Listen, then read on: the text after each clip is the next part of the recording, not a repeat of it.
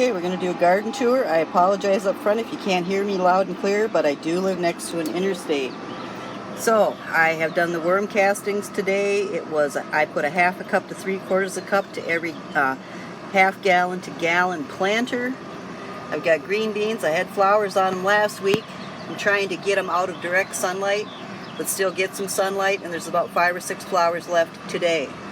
I've got some bee balm that's growing there. It's doing well. I've got a flower that is budding, a rose. This is the Princess Alexandra of Kent, David Austin. Let's hope that goes. I've got some oregano back here. I've got a dahlia. Got a tomato plant. I've got a millet plant. Picked that up from a local nursery that had clearance. This is just one of those roses, like a tea rose. Got one of those planted here. It doesn't really care for the deck, and I don't think it really cares for outside temperatures. But the foliage is great, the flowers a little crisp. We still got our geraniums and our white petunias, hydrangea as well. Does not like the heat. The heat on the porch today is 105 degrees, and it's been 105 degrees since 1 o'clock, and it is now going on 7:30 at night, and it's still 101 degrees on the porch. We have some chocolate mint I also got from a local nursery. Still got our petunias, our geraniums, our beautiful lavender plants doing absolutely fabulous. So the green beans are from seed. Of course, you saw me or heard about me planting the David Austin roses. I've got 3 of them. Picked the hydrangea up on clearance at Walmart. The rose was $384 at Walmart for June, which is apparently rose month. I've got the other tomato plant here. I don't think I'm going to see much, but maybe a couple of cherry tomatoes off of them. I've got some marjoram here that I got from a local nursery that was having clearance. Here's another David Austin rose. This is a Lady Alnwick. That's coming along fabulous. There's the tree that we take care of every year.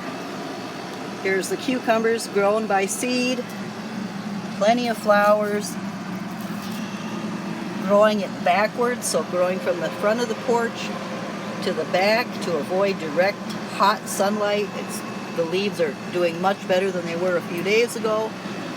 I've got pepper plant, also from seed, flowering. This Lady Alnwick is the last one that I ordered. It's still alive, but there's no foliage on it.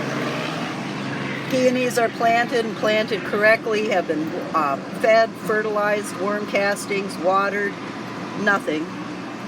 Rosemary, English thyme, which is doing fabulous. My husband's impatient, New Guinea impatient, and then this floral arrangement I put together and put in this pot. We'll go downstairs and we'll do the worm castings downstairs. I've got the potatoes down there that were grown from potato seeds, and I think it's the 3 or 4 more pots that I actually designed and put down there by myself. I bought the plants on deep discount, put them together in pots. I made each pot for about 12 bucks. Pots like that are being sold around here for $50, $60, and $75, so I think I did pretty well. That is our container garden. Second to the last week of June 2022.